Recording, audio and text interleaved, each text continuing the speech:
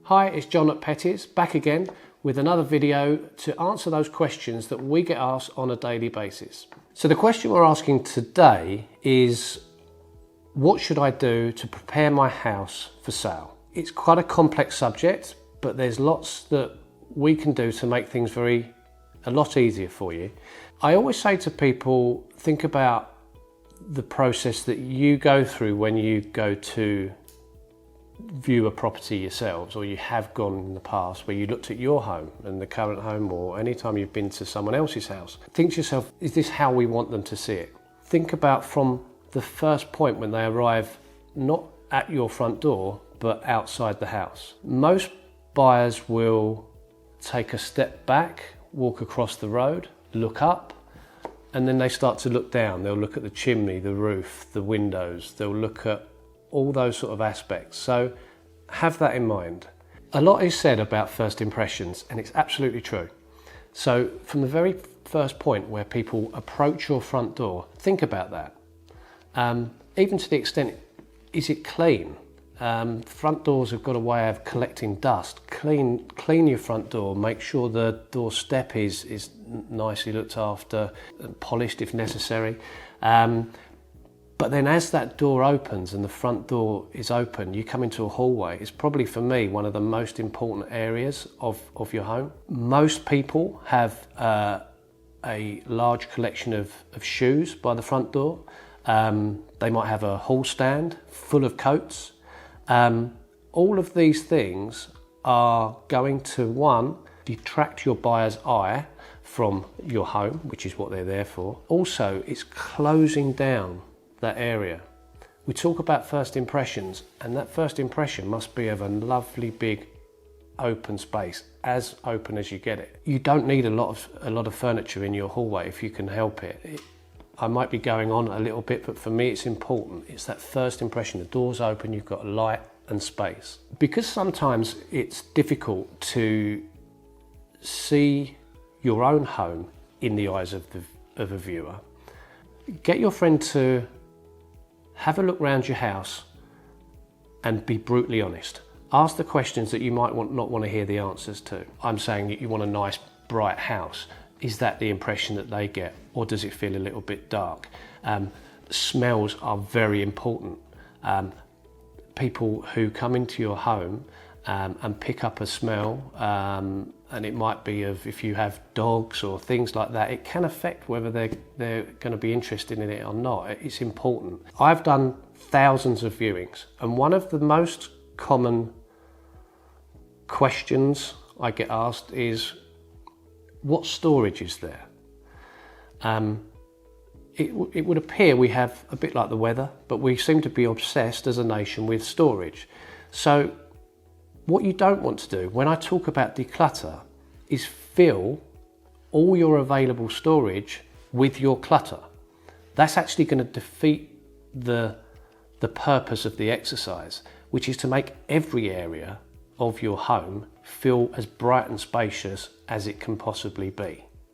So if you've got a nice big storage area, a nice big storage cupboard, then clear it, organise it, make it feel welcoming, make it feel like, if I'm doing, of the thousands of viewings that I've done, I don't want to be told that I can't open a cupboard to show people the storage because it's full up.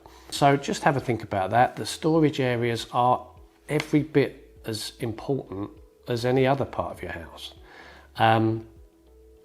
Cellars. There's a lot of houses that we're selling with cellars, and half the time we can't get into them, and they are an amazing selling point. But we have to have good access to them, and they have to be well organised and cleared. So let's look at some of the ways around this. Everybody's got a lot of busy lives, lots of stuff. So what can you do if you're looking to put your house onto the market, but you are overcrowded? You've got 3 children, they've got all their stuff, you've got all their stuff. It's life, that's fine. So many times I get a house to the point of marketing and we get the photographs done, and because of the way that we've advised and we've had the place showing, so we've got the place staged, ready for the marketing. And we send the photos through and the owners are blown away.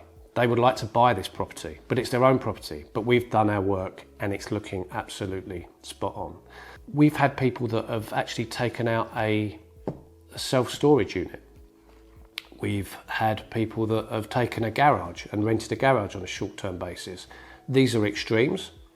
Another good idea is potentially talking to your friends and finding a buddy. If you've got another friend who's thinking about moving, they might do you a favour and take all of your stuff that you will need, that you don't want to get rid of, but it's just going to make your house feel brighter and spacious and less cluttered.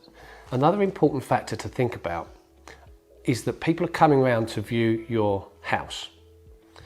So they're not coming around to look at all of your personal belongings.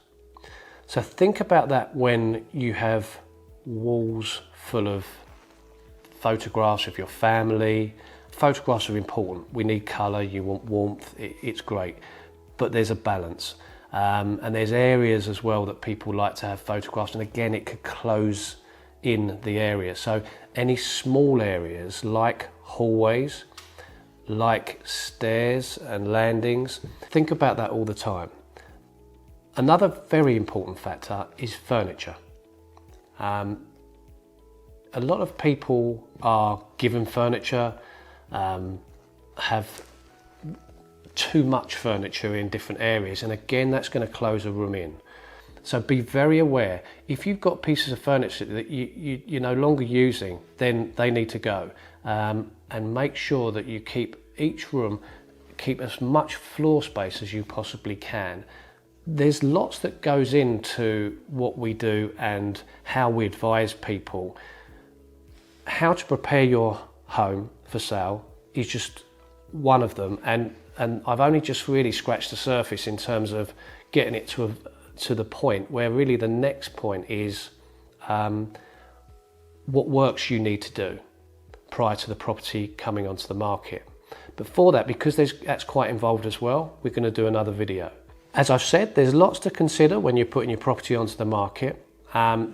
There are several other things that we need to cover, and we'll be doing that in other videos.